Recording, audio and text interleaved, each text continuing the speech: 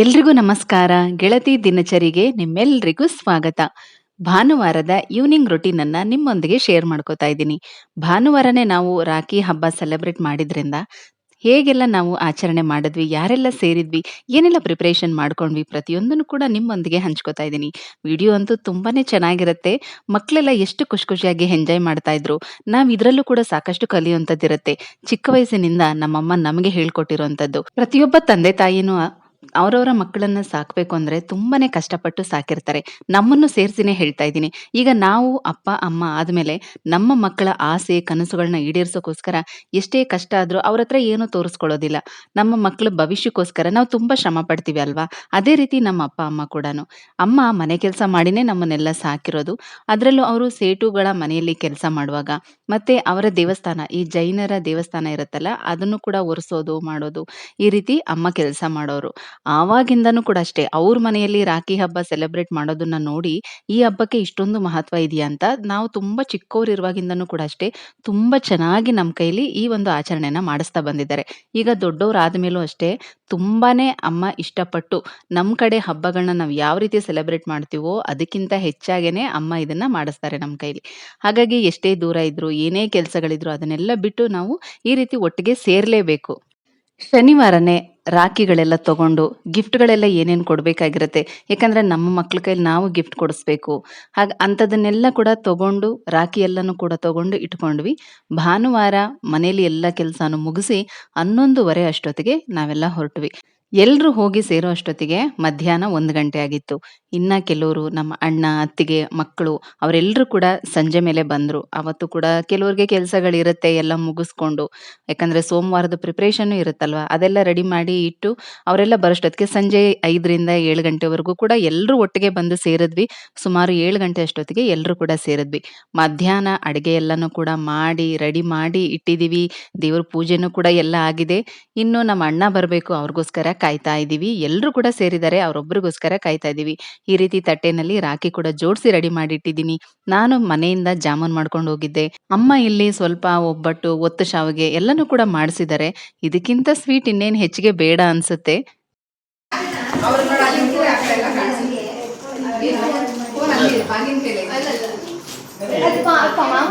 ಇಲ್ಲಿ ಇಲ್ಲಿ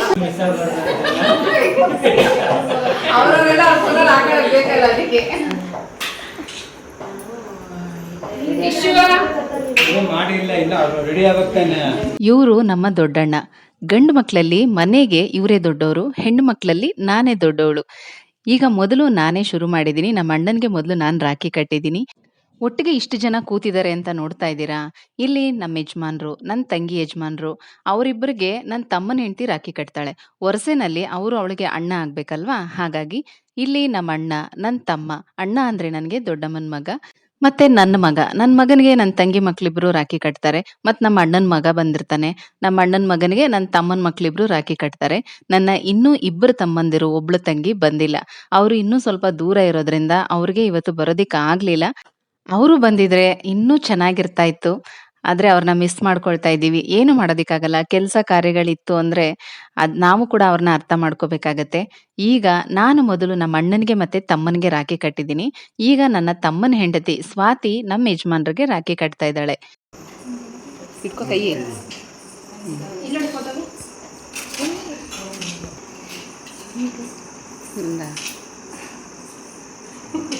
ಅಷ್ಟೇ, ಜಾಸ್ತಿ ತಿನ್ಸಿದ್ರೆ ನಿನ್ ದುಡ್ಡು ವಾಪಸ್ ಕೊಡ್ಬೇಕಾಗುತ್ತೆ.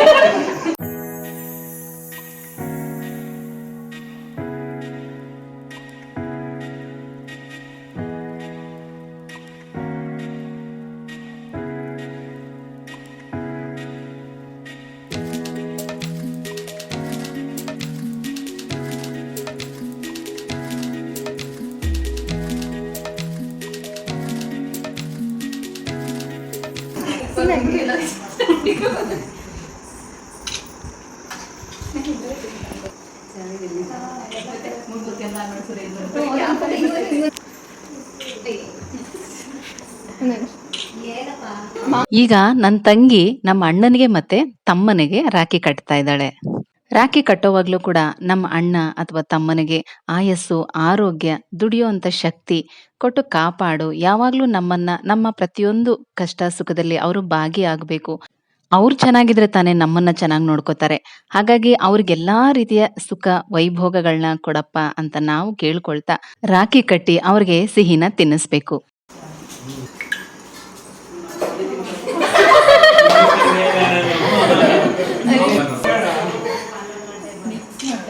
ನೀನೇ ಬಿಡ್ತಾ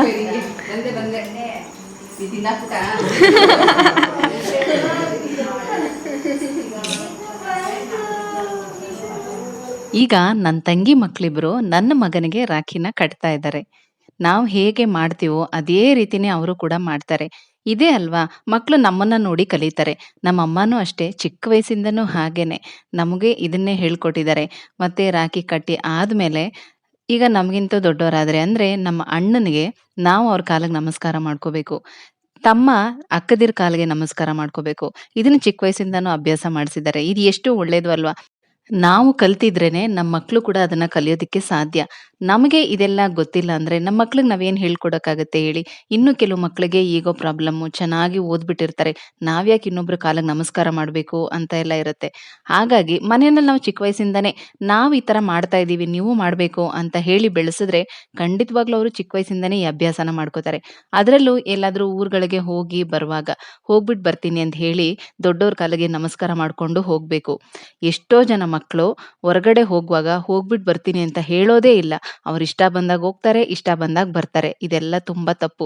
ನಾವ್ ಈ ರೀತಿ ದೊಡ್ಡವ್ರಿಗೆ ಹೋಗ್ಬಿಟ್ಟು ಬರ್ತೀನಿ ಅಂತ ಹೇಳಿ ಅವ್ರ ಕಾಲಿಗೆ ನಮಸ್ಕಾರ ಮಾಡ್ಕೊಂಡು ಹೊರಗಡೆ ಹೋಗೋದ್ರಿಂದ ಆ ಕೆಲ್ಸ ಎಷ್ಟು ಚೆನ್ನಾಗಾಗತ್ತೆ ಗೊತ್ತಾ? ಹೋಗೋ ದಾರಿಲಿ ಏನಾದ್ರೂ ಅಡೆತಡೆಗಳಿದ್ರೂ ಕೂಡ ಅದು ನಿವಾರಣೆ ಆಗ್ಬಿಡುತ್ತೆ.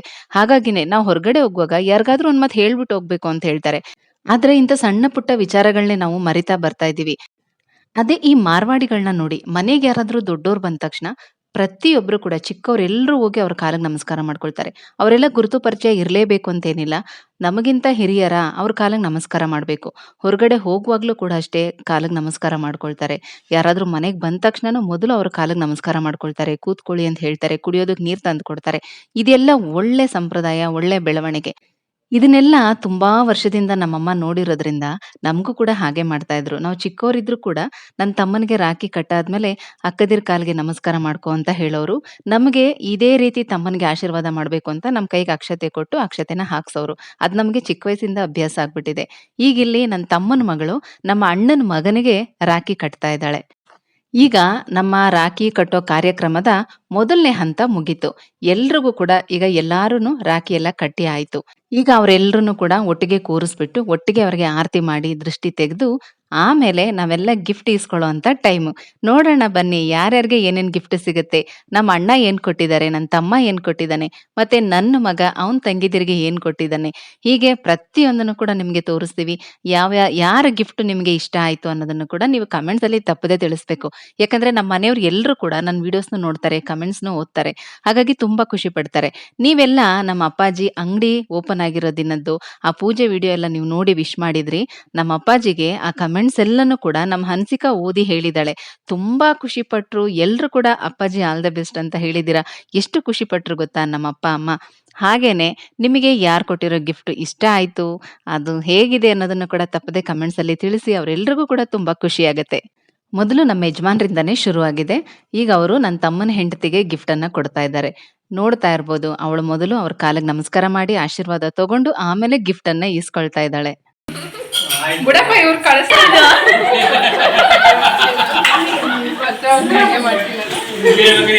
ಚಿಕ್ಕವ್ರು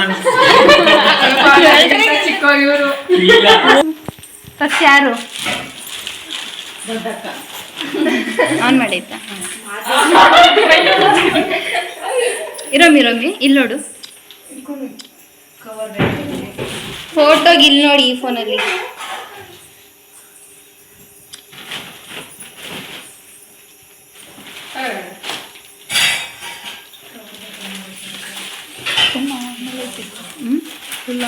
ಫೋನ್ ಕರೆಕ್ಟಾಗಿ ವಿಡಿಯೋ ಮಾಡಿ.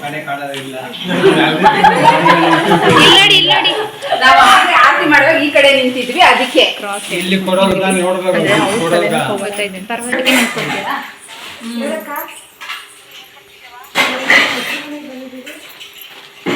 ಹಂಗೆ ನಿಂತ್ಕೊಂಬ, ಒಂದು ನಿಮಿಷ ಹಂಗೆ ನಿಂತ್ಕೊಂಡು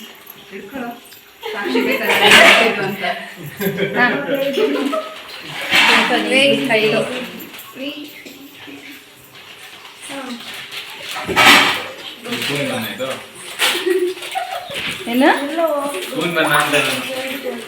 ಪವನ ಈಗ ಇವಾಗ ಇರೋದು ಇಬ್ರು ತಲೆ ಮೇಲೆ ಇನ್ನೊಂದ್ಸಲ ಮುಗಿದ್ರೆ ಏನಾಯ್ತದೆ? ಬೇಡ ಕೊಡು ಪರವಾಗಿಲ್ಲ ಪಾಪ. ನಂಗೆ ಗೊತ್ತು ಪವನ್ ಏನ್ ಆಶೀರ್ವಾದ ಮಾಡ್ತಾನೆ ಅಂತ. ಇರೋದು ಅಕ್ಕಿ ಇಲ್ಲಿ. ಮಮ್ಮಿ ನೋಡ ಕೊಡ್ಲೋ ಬೇಡ ಅಂತ ಇಟ್ಕೊಂಡು ನಿಂತೈತೆ. ಪಾಪಚ್ಚೆ ಕೆಳಗೆ ಬಿದ್ದಲೇ ಇದ್ರು.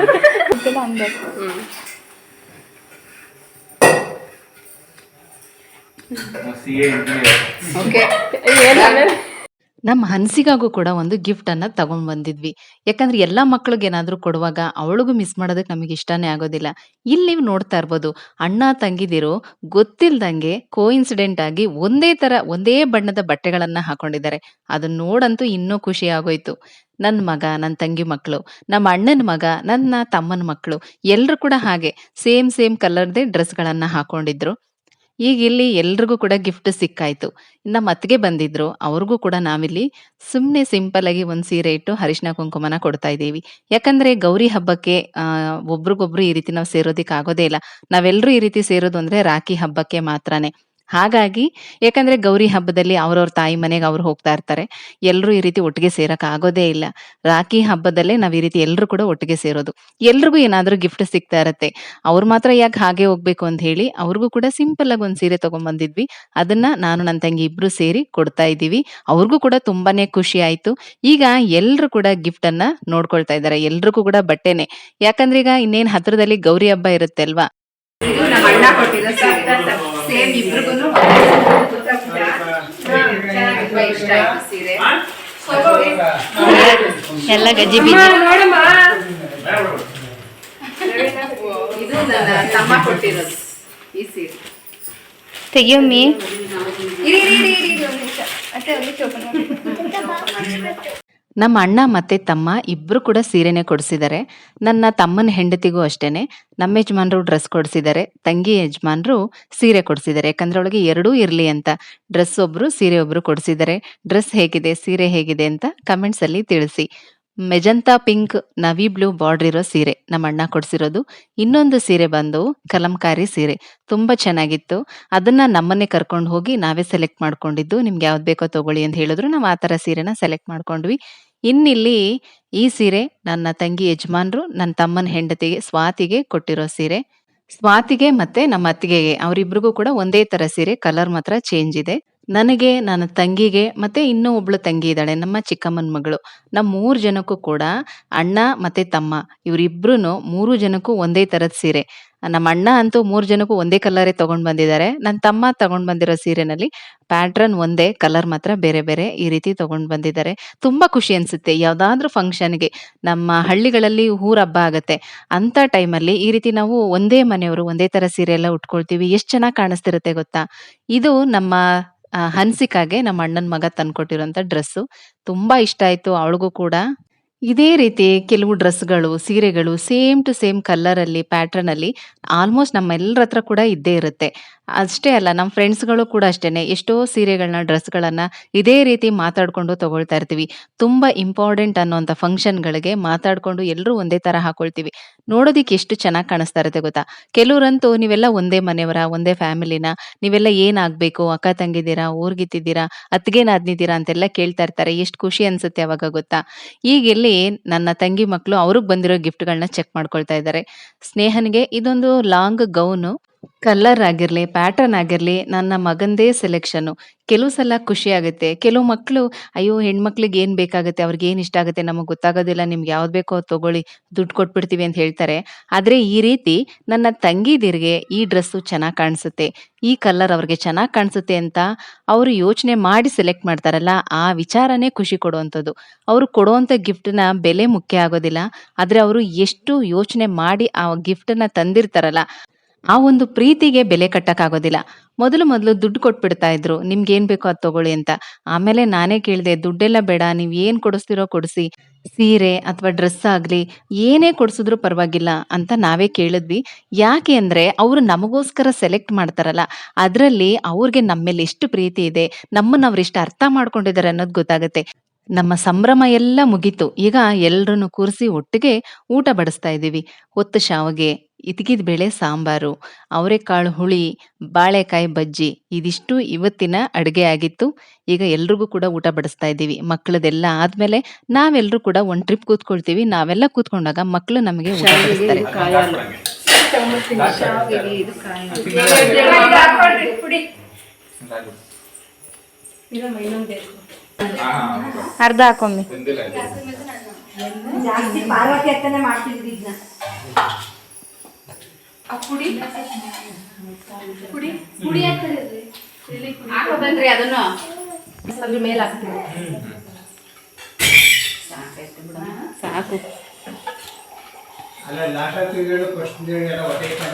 ನಮ್ ಜೀವನ ತುಂಬಾ ಚಿಕ್ಕದು. ನಮಗೆ ಸಿಗೋಂತ ಪ್ರತಿಯೊಂದು ನಿಮಿಷನೂ, ಪ್ರತಿಯೊಂದು ಗಳಿಗೆನೂ ಖುಷಿಯಿಂದ ಅನುಭವಿಸ್ಬೇಕು. ಎಷ್ಟೋ ಜನ ಒಡ ಹುಟ್ಟಿದವರು ಒಬ್ಬರನ್ನ ನೋಡಿದ್ರೆ ಒಬ್ರಿಗೆ ಆಗೋದೇ ಇಲ್ಲ. ಯಾಕೆ ಹೇಳಿ? ಇದೆಲ್ಲ ಹಣ, ಆಸ್ತಿಯಿಂದ ಒಬ್ಬರ ಮೇಲೆ ಒಬ್ರಿಗೆ ತುಂಬಾ ದ್ವೇಷ ಬೆಳೆಸ್ಕೊಂಡಿರ್ತಾರೆ. ಒಂದು ತಿಳ್ಕೊಳ್ಳಿ, ನಾವು ಬಂದ ಮೇಲೆ ಹಣ, ಆಸ್ತಿ ಎಲ್ಲ ಬಂದಿರೋದು ಅಲ್ವಾ? ಹಾಗಾಗಿ ಮೊದಲು ನಾವು ಯಾವುದಕ್ಕೆ ಬೆಲೆ ಕೊಡಬೇಕು, ನಮಗೆ ನಾವು ಬೆಲೆ ಕೊಟ್ಕೋಬೇಕು. ನಮ್ಮವ್ರಿಗೆ ನಾವು ಬೆಲೆ ಕೊಡಬೇಕು. ಹಾಗಾಗಿ ಏನೇ ದ್ವೇಷಗಳಿದ್ರು ಅದನ್ನೆಲ್ಲ ಮರ್ತು ಬಿಡಿ. ಸಂಬಂಧಗಳು ತುಂಬಾ ಮುಖ್ಯ. ನಮ್ಮಲ್ಲಿರುವಂತ ಕೋಪ, ದ್ವೇಷ ಎಲ್ಲಾನು ಮರೆತು ಒಟ್ಟಾಗಿರ್ಬೇಕು ಅಂತಾನೆ ನಮ್ಮಲ್ಲಿ ಇಂಥ ಆಚರಣೆಗಳೆಲ್ಲ ನಡ್ಕೊಂಡ್ ಬಂದಿರೋದು. ಆದ್ರೆ ನಾವು ಆಚರಣೆನ ಬಿಟ್ಬಿಡ್ತೀವಿ, ಕೋಪ, ದ್ವೇಷನ ಬೆಳೆಸ್ಕೊಂಡು ಹೋಗ್ತೀವಿ.